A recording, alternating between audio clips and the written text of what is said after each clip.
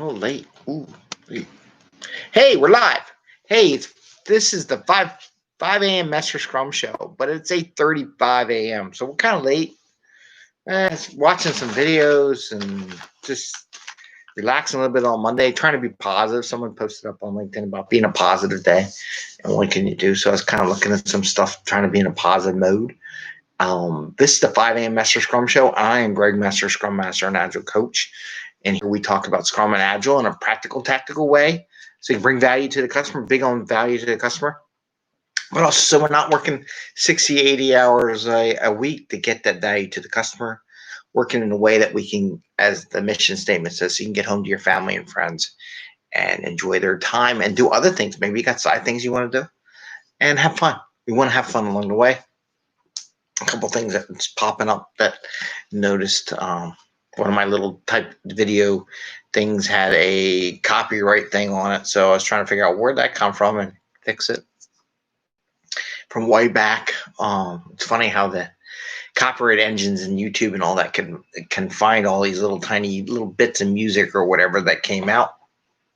Part of that is my you got to be careful on TikTok and bring TikTok stuff over because they have a lot of video things that really aren't really good, and it's all copyright infringement, and YouTube hits it. So if you're going to use music, you got to find some music that doesn't have any copyright, whatever. And I think YouTube has a couple options. So just be careful going from one application to another.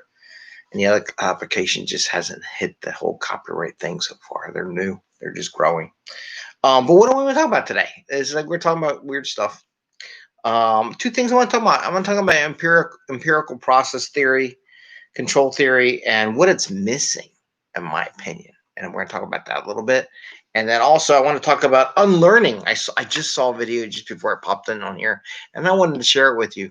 I was watching some videos out of some organizations out of India, and they were pretty good. They talk about how they're marketing to businesses and growing, and I can just have visualized the amount of business opportunity in India if you go for it and you see what's there, because there's such a diversity in that country and around the world, actually. So talk about empirical process control for a second. Theory. And I'm going to read from my notes a little bit just to get it going. So it's basically we make decisions based on what is known, is what the essence of the empirical process control theory is.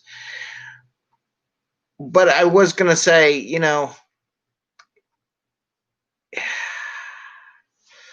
all right. Is it really going to kill some to commit owing to a level that's done? So, two phases on this.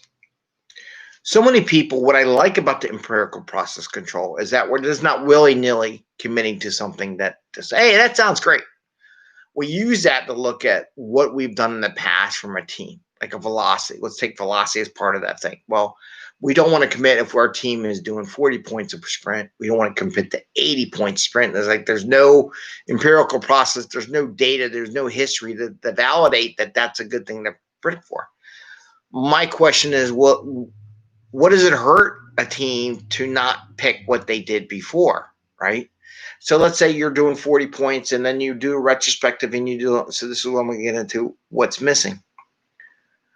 I think it's totally valid to pick what you've done in the past and go with that. And if you did or did not make that commitment, why didn't you make it, and do an analysis study and a retrospective and adapt to be able to achieve that goal, which is what I think most people do.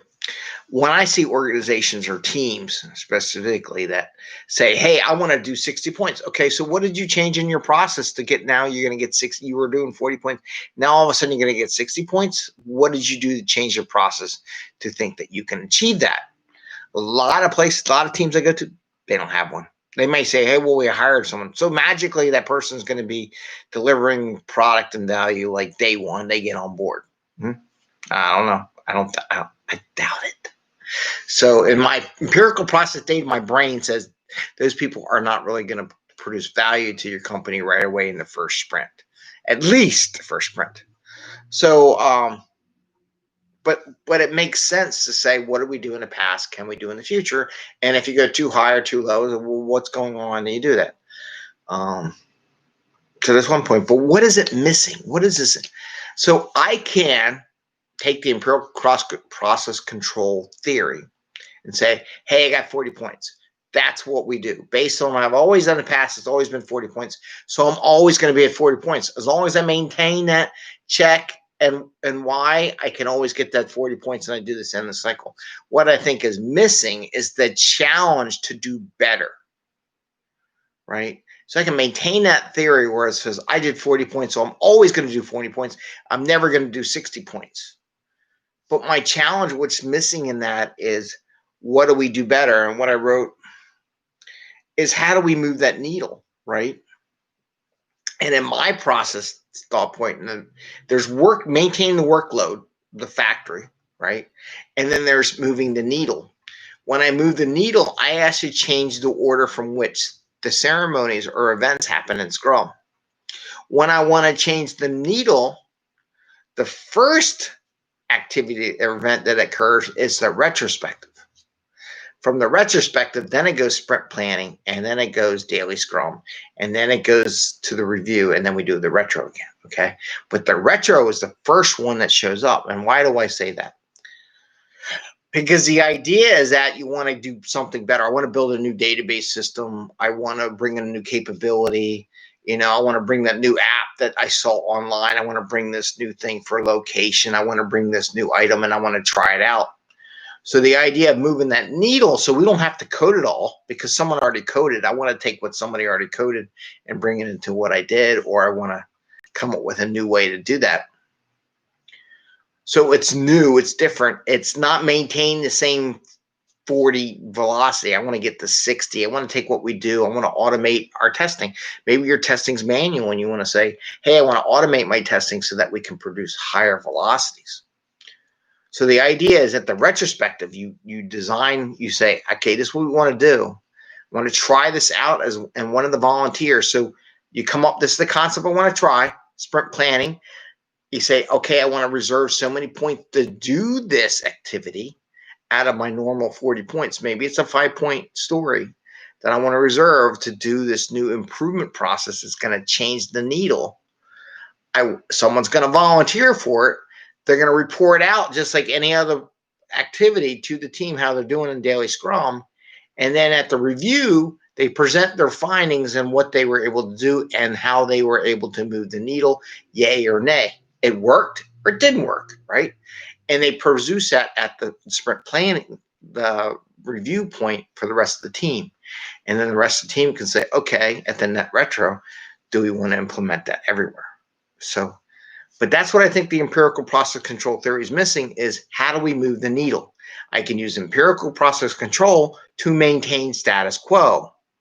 The real challenge is, how do I move the needle? And that's the part that's not in the empirical process control theory. And that's where the retrospective really comes in first. And it's chicken or egg thing, right? But it's one of those chicken or egg stories on there. So I wanted to share that with you. Something that's missing, something you need to look for. How do we get the needle to move, right?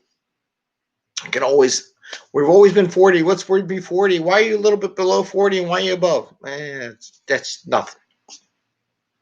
So that was one of the. Now the other thing was unlearning. I was so trying to figure out what the word is. So I'm watching this video from India on YouTube, and I'll share the link. It was pretty good.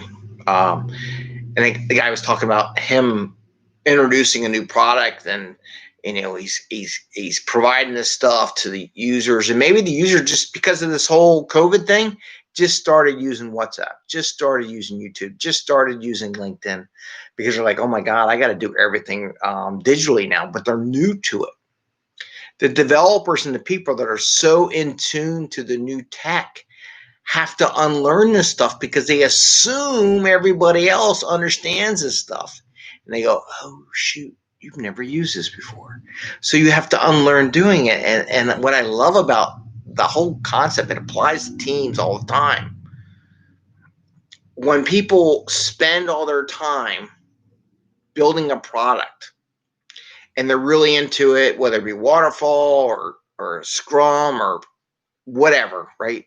So they know the system. They know how it works. Like if you're using Jira, I know how system. you can't assume the other person has your levels of knowledge of the product you're producing. You have to unlearn what you learned in order for your customer to use your product. And I loved it because people so many assume, well, don't you know that you're just supposed to do this and move the data here? They never did it before. They never done that before. So you have to unlearn what you know in order to take that information and share with others. There's a lot of learnings in your brain that other people don't have. And you have to unlearn that so that you can correspond or exchange or hand off to the next person. So I love that unlearning term, and maybe I'll share it on LinkedIn later. But it's just a great term to use. Okay, what do we have to unlearn that when we introduce this product to our new customer, that we don't assume they understand that? We don't want to assume that they understand how to use YouTube, right? Maybe they never use YouTube. Maybe they always use Vimeo. That was a really big learning for Zoom. You know, everybody assumed everybody knew how to use Zoom calls. You had to unlearn that. For like when we did schools and teaching all that, we had to unlearn my knowledge of Zoom because I'm like, oh, I'm doing an online thing or I'm doing a little meet and greet. Every time I have to unlearn and the assumption that everybody else has used Zoom. By now, hopefully everybody has, but there are still a lot of people that haven't done it yet. They're all hoping that we all go back to the office, and sooner or later they're going to realize there's a lot of this stuff ain't going away. And I just talking to one of my coaches in Ireland this morning, and they're going back in lockdown. I don't know. I don't know if this will ever end. So some people might have, figured they didn't have to use Zoom or some kind of virtual training or virtual stuff because they figure it'll go away. Even myself, I'm like, yeah, do I really want to do it? I don't know. Maybe I have to realize it's not going away, and I have to unlearn how I did something in the past that doesn't translate into how I want to do in the future. How I taught classes in person doesn't necessarily translate into a virtual environment. I have to unlearn the in-person training techniques, and I have to relearn how do I want to convey that information in the virtual world. So I love that unlearning process. It was the perfect word for that explanation. So when you do things, you can use that word unlearn. What do I have to unlearn to share something? What am I assuming they understand what I'm doing in order to do? And I go, wow, they may not know that. And you have to make sure you have to, where's your coworkers or where your customers on the same path. So I just want to share that as a positive note, because I think unlearning is a very positive, and one of the other LinkedIn, let's have a positive day. So it's a positive day. One of the new thoughts is the word unlearning. It's a positive thing. How do I unlearn? Oh, I did it this way, and I got to convey it. So I have to unlearn what I do and make sure they're at the same level I am. And don't assume they understand everything I understand, because I've been spending 2 months working on something. So with that, happy Monday, happy scrumming. Enjoy your day. Hope things go well in Ireland with their lockdowns and stuff like that. I don't think that'd be a negative note. I don't think this is going away. That's a negative note. Positive note, you have to unlearn what you used to did, and you have to go to the new level. Even myself, I have to do that too. So take care. Ring the little bell. See when we're doing videos. Got to post up some more rocket stuff. We had a good time. Positive note, kids and I, we went out and took one of our friends to a pumpkin picking farm way out, about an hour away from Philly, out in the middle air. It was beautiful, getting all that fresh air, the COVID-free air. I guess maybe there were some sheep out there and just that kind of air, but it was nice to do. It was a positive thing to do. Get out, and didn't have to worry about COVID because there was nobody else there. So it was a COVID-free air environment, and have some fun. All right, take care. Bye. See you tomorrow on Tuesday. And one day we'll be logging out. Bye, bye, bye, bye, bye.